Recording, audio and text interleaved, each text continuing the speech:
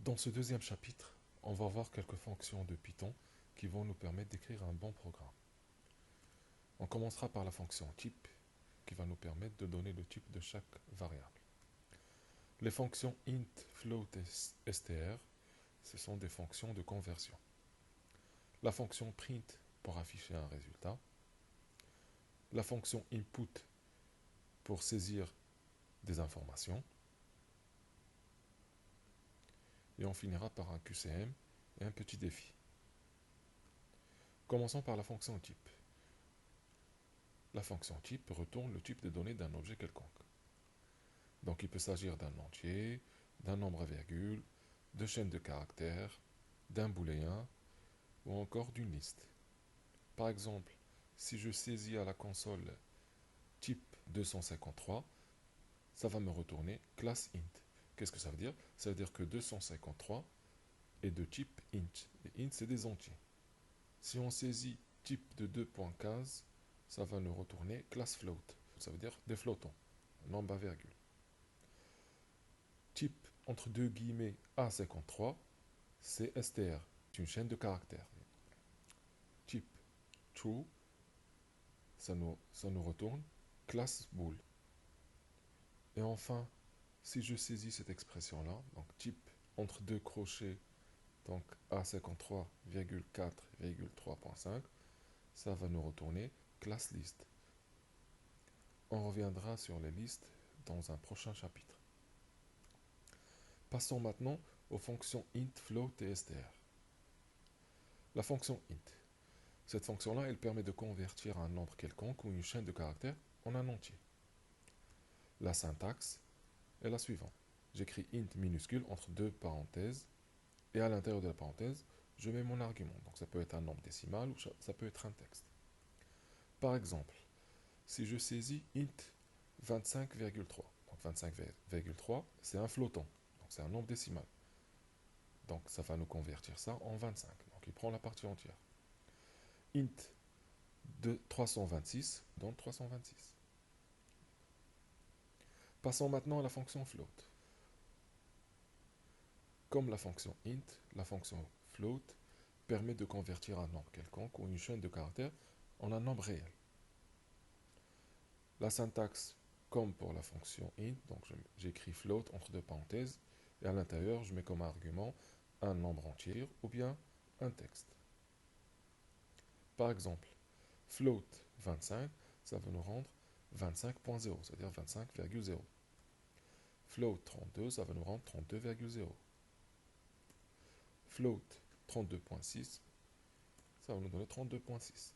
La différence entre 32.6, entre deux guillemets et 32.6, c'est que tout ce qui est entre deux guillemets, c'est considéré comme une chaîne de caractères, c'est-à-dire un texte. La fonction str permet de convertir n'importe quelle donnée en une chaîne de caractères. La syntaxe c'est la même, donc str entre deux parenthèses, et je mets en argument les données que je veux convertir. Exemple, str32, ça va nous retourner 32 entre deux guillemets, donc 32 sous forme de texte. Str de 32,6, pareil, 32,6 entre deux guillemets. Str 10 plus 5, ça va nous rendre 15 entre deux guillemets. Pourquoi? En fait, qu'est-ce qui se passe ici? La fonction str, d'abord, elle calcule 10 plus 5, ça fait 15, donc ça me donne un entier 15, et après, elle convertit cet entier-là en une chaîne de caractères. Passons maintenant à la fonction input. Pour écrire des programmes, il sera très utile d'avoir une méthode simple pour obtenir une entrée saisie par l'utilisateur. Et la fonction input va nous servir à ça. Il faut faire attention. Par défaut, la valeur qui va être saisie, elle sera de type str. Et si on veut la convertir, on utilisera la fonction float ou la fonction int. Pour la syntaxe, on écrit input, entre parenthèses, le message explicatif qui va être destiné à l'utilisateur. Une fois l'information saisie, on a besoin de l'affecter à une variable. Du coup, on va écrire le nom de la variable est égal input et le message explicatif. Si je veux convertir cette donnée-là, je vais appliquer la fonction int. Donc j'écris int, entre parenthèses input et le message explicatif. Et si je veux la convertir en float pour pouvoir faire des opérations numériques, je vais appliquer la fonction float, comme pour int.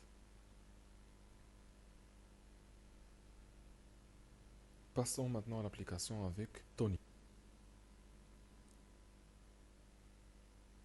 On va demander à l'utilisateur de saisir un nombre entier et après on va lui rajouter 10. On crée d'abord notre variable a. On demande à l'utilisateur, à l'aide de la fonction input, on lui laisse un message, saisir un nombre entier, entrée. La console nous demande de saisir un nombre entier, 23, entrée. Maintenant, si on regarde les variables, on a bien une variable a qui vient d'être créée, qui contient la valeur 23. Si je veux rajouter 10, donc je fais a plus 10, entrée, et là ça nous fait erreur. Pourquoi? Parce qu'on n'a pas encore converti notre variable. On a vu que la fonction input, quand elle récupère une donnée, elle la transforme toujours en une chaîne de caractères. Donc pour pouvoir faire des opérations sur les entiers, je dois convertir ma chaîne de caractères à l'aide de la fonction int. Donc qu'est-ce que je vais faire? Je fais a est égal int input saisir un nombre entier.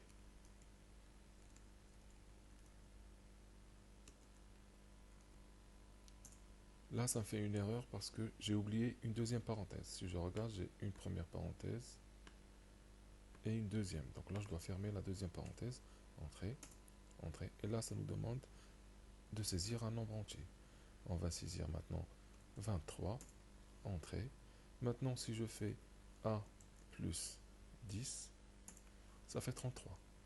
Et si je veux bien vérifier le type de ma variable, je vais saisir type a et ça nous donne class int, ça veut dire que c'est un entier. Passons maintenant à la fonction print. La fonction print permet d'afficher un résultat à l'écran. Elle peut afficher une chaîne de caractères, un nombre, un calcul et n'importe quelle valeur d'une variable. Donc la fonction print s'écrit toujours en minuscule et à l'intérieur des parenthèses, on va mettre l'information à afficher. Pour la syntaxe de la fonction print, si je veux afficher une chaîne de caractères, donc je vais mettre print entre deux accolades mon texte ou ma chaîne de caractères, ou bien deux guillemets. La différence entre ces deux-là, c'est que des fois, je vais avoir un texte qui contient des apostrophes. Donc pour cela, on va faire deux guillemets.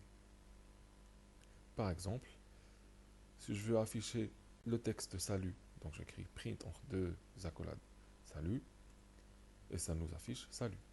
Maintenant, si je veux afficher la phrase j'ai 10 ans, je dois mettre la chaîne de caractères entre deux guillemets. Et du coup, ça va m'afficher j'ai 10 ans. Maintenant, si je veux afficher un calcul, je fais print opération. Par exemple, print 16 plus 3. Python, il va d'abord calculer 16 plus 3 et après il va l'afficher à l'aide de la fonction print, ce qui nous donne 19. Et print 2 fois 3, 3 ça fait 6 et après il affiche. Et print par plus A10, ça va nous donner paradis. Qu'est-ce qui se passe ici? On a ici la chaîne de caractères par plus A10. Quand on applique l'addition à deux chaînes de caractères, ça va les coller l'une à l'autre. C'est ce qu'on appelle la concaténation. Maintenant, si on a envie d'afficher la valeur d'une variable, on va faire print variable 1, 2, 3 et ainsi de suite. On peut afficher plusieurs variables en même temps.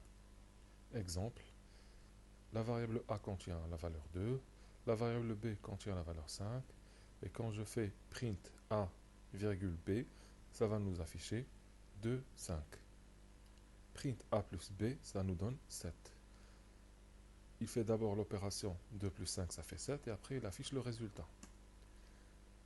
Enfin, A fois B, ça va nous afficher 10. Des fois, on aura besoin d'afficher un texte et des variables.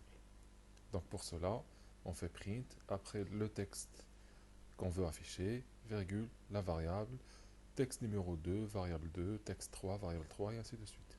Exemple, Donc j'ai la variable nom qui contient Haroun, le texte Haroun, la variable âge qui contient le numéro 5, et quand je fais print, je m'appelle, virgule, nom, virgule, et j'ai, virgule, âge en, ça va nous afficher, je m'appelle Haroun et j'ai 5 ans.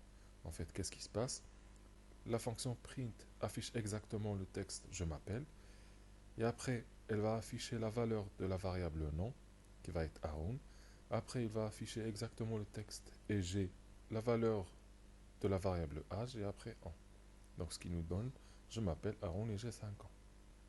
Voilà pour ce chapitre. Passons maintenant à notre QCM. Première question, on a le programme suivant et on nous demande qu'affiche le script. Deuxième question, on a un deuxième script et on veut le résultat.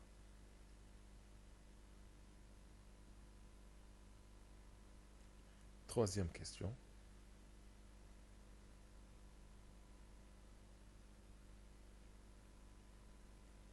quatrième question,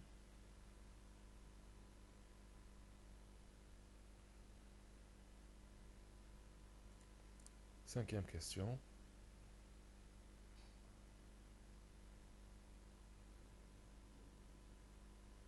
sixième question,